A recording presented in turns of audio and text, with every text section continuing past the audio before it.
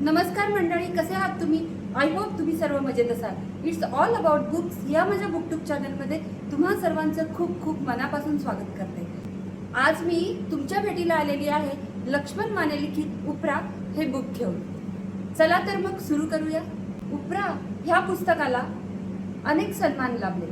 त्यातीलच साहित्य अकादमी पुरस्कार, बंडो गोपाळ पुरस्कार, नचिकेळकर पारितोषिक, भारती विद्यापीठ पुरस्कार, महाराष्ट्र गौरव पुरस्कार, महाराष्ट्र फाउंडेशन पुरस्कार.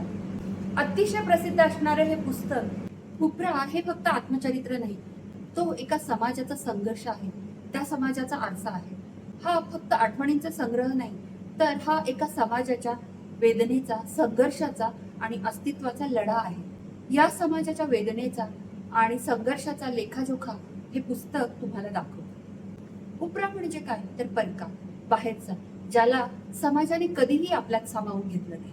लक्ष्मण माने यांचा संघर्ष आणि त्यांना आपण उपरे असल्याची झालेली जाणीव आणि त्यांचा संघर्ष बघताना असं लक्षात येतं की कैकाडी हा असा समाज आहे ज्याला आपलं स्वतःचं गाव नाही, घर नाही, शेती नाही, जमीन नाही, अगदी काहीच नाही, आणि त्याचं आयुष्य म्हणजे अविरत चालणारा प्रवास.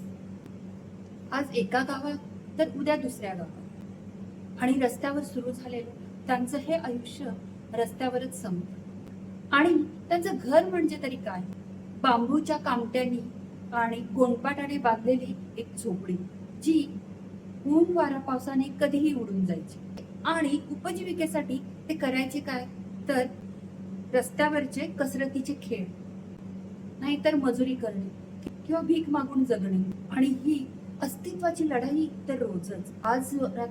कारण आज रात्री झोपताना उद्या आपण कुठे असू याचा त्यांनाच पत्ता नाही.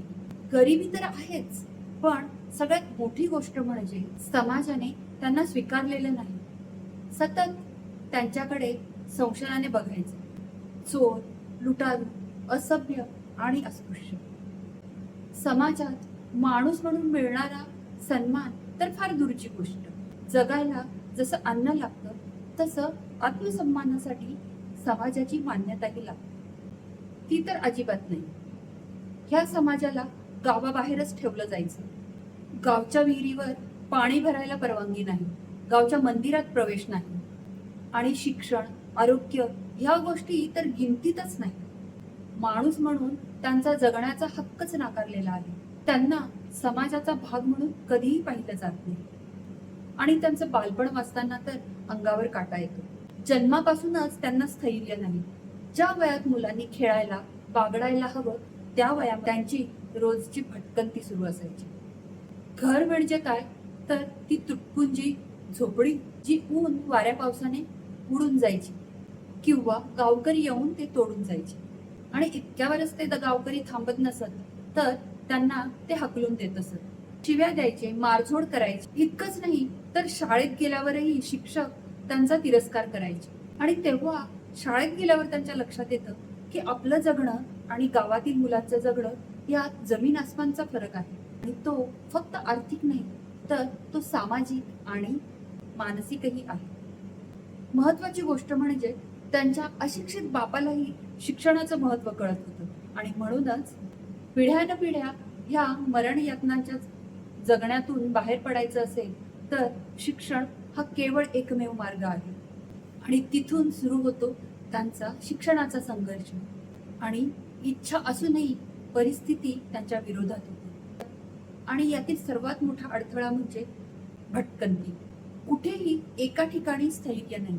आज ह्या गावात तर उद्या दुसऱ्या गावात. शाळेत नाव घातलं की पुन्हा दुसऱ्या गावात जावं लागेल, पुन्हा नवी शाळा शोधावी लागेल, आणि शिक्षण सुरू व्हायच्या आधीच संपायचं. शिवाय शाळेतील वातावरण इतकं विषारी असायचं की तिथे टिकून राहणं म्हणजे एक दिव्यच असायचं. शिक्षक हजेरी घेताना मुद्दाम त्यांचं नाव वगळून म्हणायचे की हा कैकाडी आहे, याच्यापासून दूर बसा, आपल्या वस्तू सांभाळा. म्हणजे जिथे समानता शिकवायला हवी, ज्ञान मिळायला हवं, तिथेच त्यांना जातीमुळे अपमानित केलं जायचं. आणि शाळेत जाणं त्यांना शिक्षा वाटू लागायची. पण इथेच त्यांना प्रश्न पडू लागतात की मी कैकाडी म्हणून जन्माला आलो, ही काय माझी चूक आहे?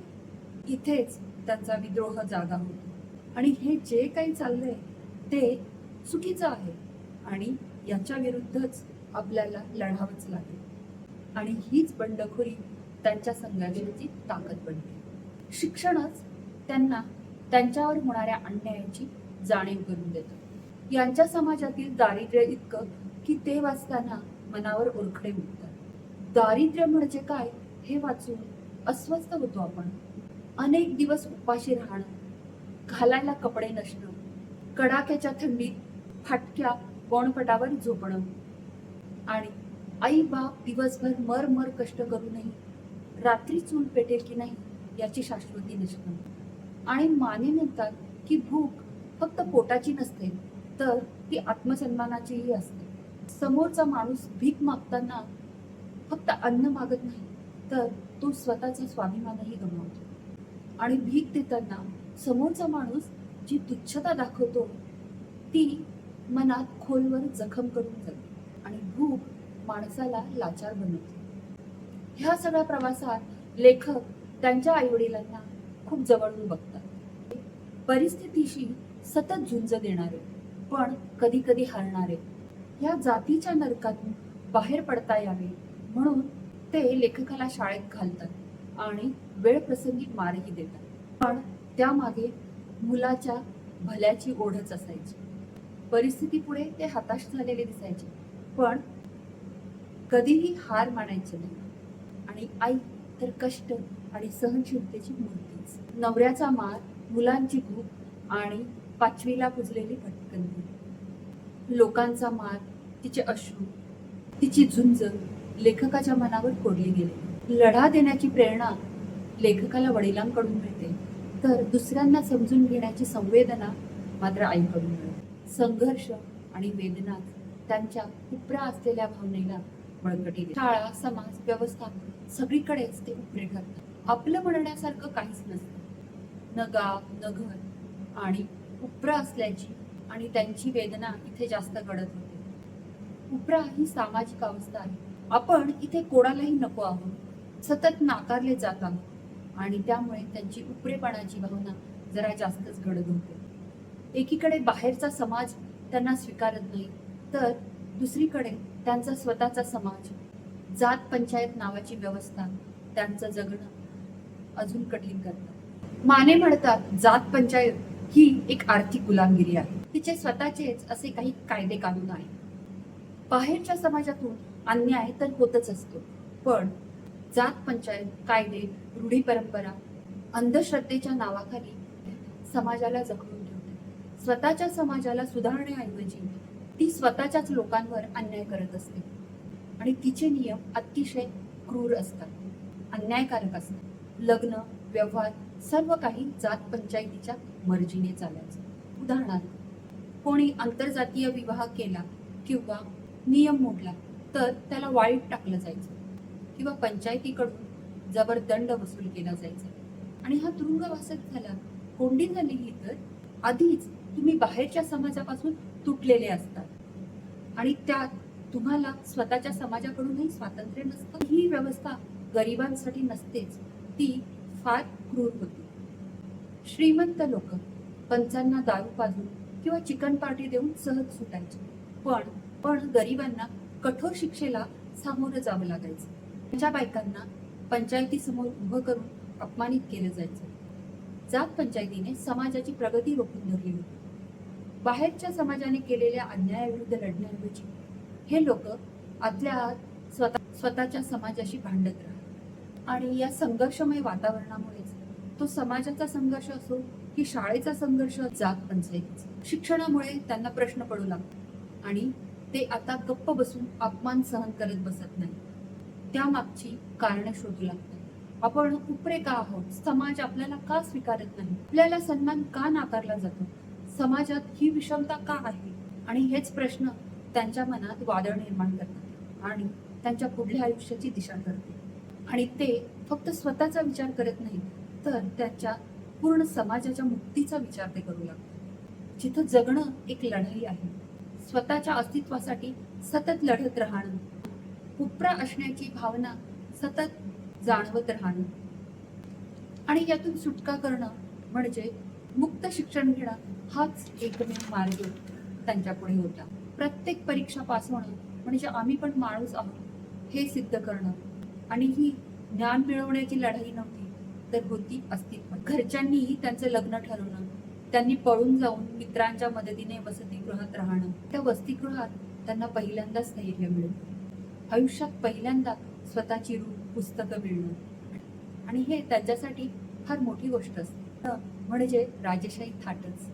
तसंच इथलं सुसंस्कृत भेदभावाचं रूपही त्यांना पाहायला मिळतं. थेट नाही पण वागण्यातून बोलण्यातून हा आपल्यापेक्षा वेगळा आहे, तो आपल्यातला नाही हे सतत जाणवून दिलं जातं. परंपरावादी वडिलांना वाटत असतं मुलाने जातीतील मुलीशी लग्न करावं, ते उच्च जातीतील मुलगी करतात तेव्हा मात्र घरात वादळ उठतं.